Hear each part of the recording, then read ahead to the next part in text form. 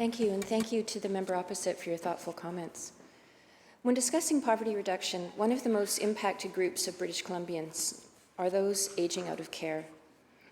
The late Catherine McPartlin, a beloved youth advocate and founder of Away Home Kamloops, described youth aging out of care as a superhighway to homelessness.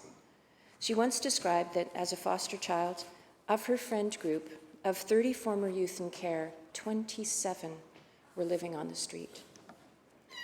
Extending the age that youth age out from 19 to 21 is one of the most important anti-poverty changes we've made in this government.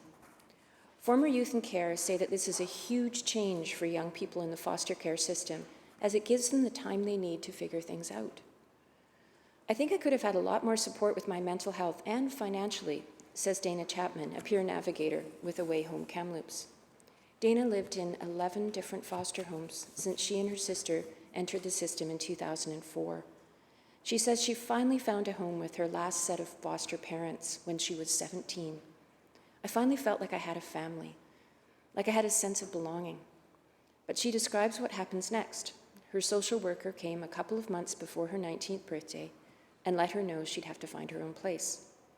Darian Johnson entered the government care system relatively late, when she was 16 years old.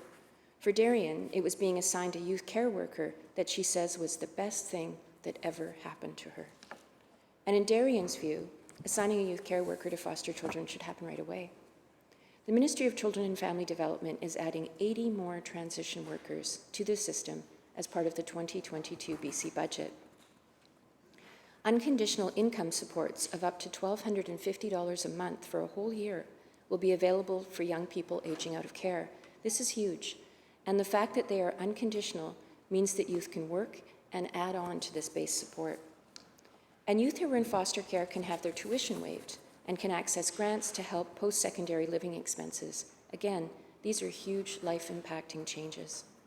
More assistance with housing costs, accessing youth transition workers, better medical benefits, free education, and life skills programming will be available until age 27. Darian says the extension of aging out of care is great, but for her, it's having life guidance that's the most important aspect. She says it doesn't matter what age you let go of care, you're still going to be floundering and figuring these things out on your own. I'm so glad that there's going to be more supports for youth as well. These changes to end the superhighway to homelessness will profoundly impact youth who've been in care. They create a pathway for folks to build the life that they deserve. Thank you, Mr. Speaker. Thank you, Member.